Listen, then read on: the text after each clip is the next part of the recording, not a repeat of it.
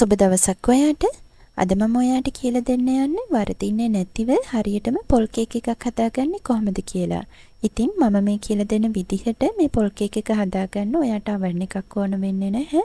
ඒ වගේම තමයි බීට් එකක් ඕන වෙන්නෙත් නැහැ. ඔන්න ඉතින් බටර් පාවිච්චි කරන්න ඕන වෙන්නෙත් නැහැ. අනිත් දේ තමයි මේ වගේ ලස්සන පැණි පාටට මේ පොල් කේක් එක මම හදාගෙන තියෙන්නේ සුදු සීනි පාවිච්චි කරලා. ඔන්න ඉතින් ඒකත් ඔයාලට ගොඩක් ලේසි වේවි. එහෙනම් අපි ඉක්මනින්ම බලමු කොහොමද මේ පොල් කේක් එක හදාගන්නේ කියලා. මුලින්ම අපි බලමු මොනවද අපිට ඕන කරන්න කියලා. මෙතන මම අරගෙන තියෙනවා ගාගත්ත පොල් ග්‍රෑම් 180ක්. මම දන්නවා හැමෝටම ග්‍රෑම් වලින් අරගන්න විදිහක් නැහැ. ඒක නිසා හැමෝටම ලේසි වෙන්න අඬු කෝප්පෙන් මැනලා අරගමු.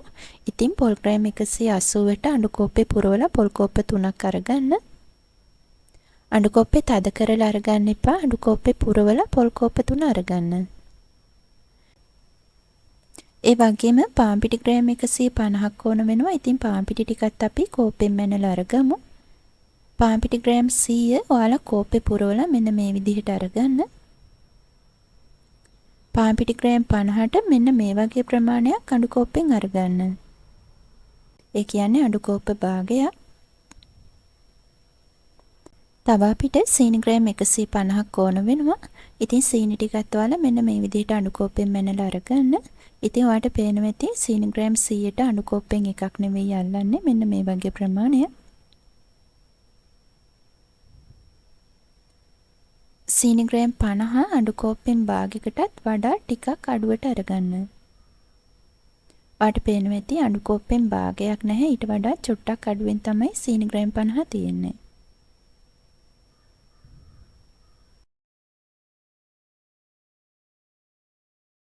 තව අපිට බිත්තර දෙකක් ඕන වෙනවා.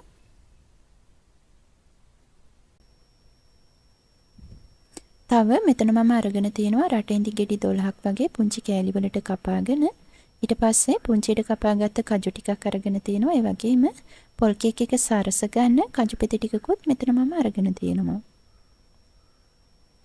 තව අපිට සුවඳ කුඩු ටිකක් ඕන වෙනවා. ඉතින් තේ හැඳි එකක් වගේ තමයි මම අරගෙන තියෙන්නේ.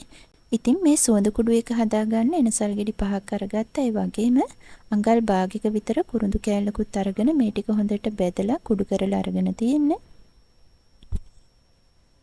ඒ වගේම බේකින් සෝඩා තේ හැඳි භාගයක් ඕන වෙනවා. බේකින් පවුඩර් තේ හැඳි එකකුත් ඕන වෙනවා. මෙතනදී බේකින් සෝඩා කියලා කියන්නේ තාප සෝඩා වලටම තමයි. ඊට පස්සේ මුලින්ම අපි කේක් එක හදාගන්න ට්‍රේ එක ලෑස්ති කරගෙන ඉමු. මෙතන මම අරගෙන තියෙන්නේ ග්‍රෑම් 500 කේක් ට්‍රේ එකක්. ට්‍රේ එකට පොල් තෙල් ටිකක් හොඳට ගාගෙන මෙන්න මේ විදිහට තෙල් කොළ ටික තියාගන්න.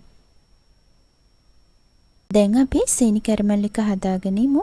ඔයා අරගත්ත සීනි ග්‍රෑම් 150න් ග්‍රෑම් 50ක් විතර භාජනයේ අඩිය පුරාම විසිරීලා යන විදිහට මේ විදිහට එකතු කරගන්න. මෙතනදී ඔයාලට මතක් කරන්න ඕන මම සීනි ග්‍රෑම් 150ක් අරගත්තේ පොල් කේක් එකට රටින්දිත් එකතු කරගන්න නිසා. ඉතින් ඔයා පැණි රස ටිකක් වැඩිපුර කන්න කැමති කෙනෙක් නම් තව සීනි මේස හැඳි 3ක් විතර වැඩිපුර එකතු කරගන්න. සීනි ටික කැරමල් කරගද්දී ලිපේ ගින්දර අඩුවෙන්ම තියාගෙන තමයි සීනි ටික කැරමල් කරගන්න ඕන.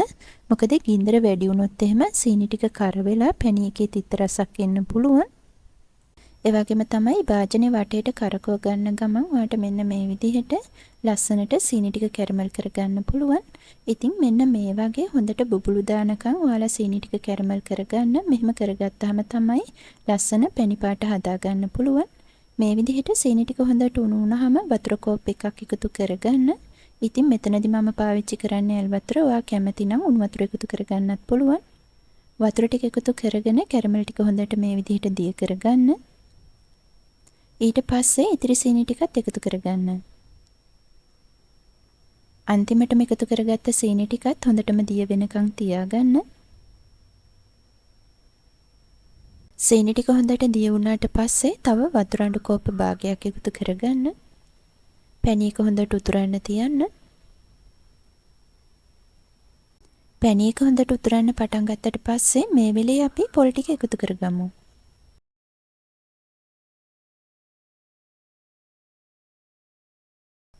ඉතින් පොල් ටික එකතු කරගත්තට පස්සේ පොල් පැණි මිශ්‍රණය මෙන්න මේ වගේ හොඳට කලවම් කරගන්න. මේ වෙලේ ඔයා කුඩු කරගත්ත සුවඳ කුඩු ටික එකතු කරගන්න. ආපහු ටිකක් කලවම් කරගන්න. ඊට පස්සේ ලුණු කුඩු පිංචක් එකතු කරගන්න. ආපහු ටිකක් හොඳට කලවම් කරගන්න. දැන් අපි පොල් පැණි එක හොඳට උතුරන්න තියාගමු.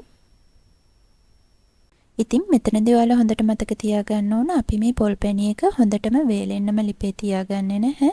සාමාන්‍යයෙන් පැණි අඩු කෝප්ප භාගයක් වගේ ඉතිරි වෙන්න තමයි පොල් පැණි එක ලිපෙන් අයින් කරගන්න ඕන.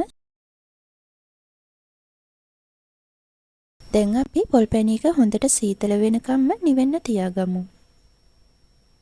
ඉතින් ඔයාලට පේනවා ඇති පොල් පැණි එක හොඳටම නිමුණට පස්සේ අපි ඉතිරි කරගත්ත පැණි ප්‍රමාණයෙන් මෙන්න මේ වගේ චූටිම ප්‍රමාණයක් තමයි ඉතිරි වෙලා තියෙන්නේ. ඉතින් මෙන්න මේ නිසා තමයි මම ඔයාලට කිව්වේ ලිපෙන් අයින් කරගද්දිම පොල් පැණි එකේ හොඳට තෙත ගතිය තියෙන ලිපෙන් අයින් කරගන්න කියලා. දැන් හොඳට ඉඩ තියෙන භාජනයකට පැණි පොල් ටික එකතු කරගන්න. ඊට පස්සේ බිත්තර දෙක එකතු කරගෙන හොඳට මිශ්‍ර කරගන්න.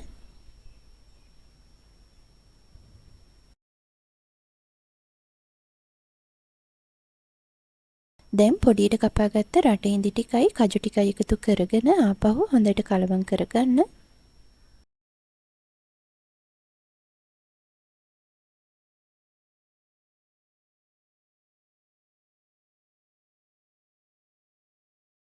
දැන් පාන් පිටි ටික අපි හොඳට හලලා අරගන්න ඕන. ඒක නිසා මේ විදිහට ස්ට්‍රේනර් එකකට පාන් පිටි ටික එකතු කරගන්න. මේකටම බේකින් පවුඩර් තේ හැඳි එකක් එකතු කරගන්න. ඒ වගේම බේකින් සෝඩා තේ හැඳි භාගයක් එකතු කරගන්න. කැට ගතිය නැතිව මේ ටික අපි හොඳට හලලා අරගමු.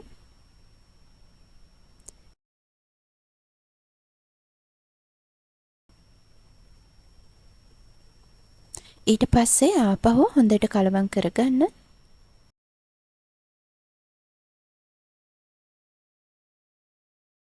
මේ වෙලේ වැනිලා තේ හැඳි එකකුත් එකතු කරගෙන ආපහු හොඳට කලවම් කරගන්න.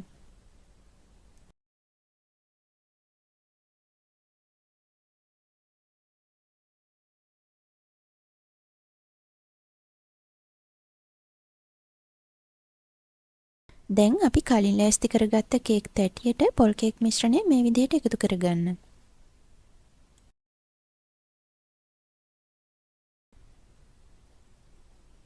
මිශ්‍රණය එකතු කරගත්තට පස්සේ උඩ මෙන්න මේ වගේ ලස්සනට සමතල වෙන්න හදාගන්න. මේ විදිහට චූට්ටක් ටැප් කරගන්න.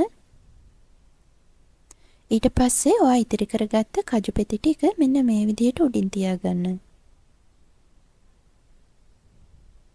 ඉතින් අද මම මේ පොල් කේක් එක හදාගන්නේ ගෑස් ලිපේ.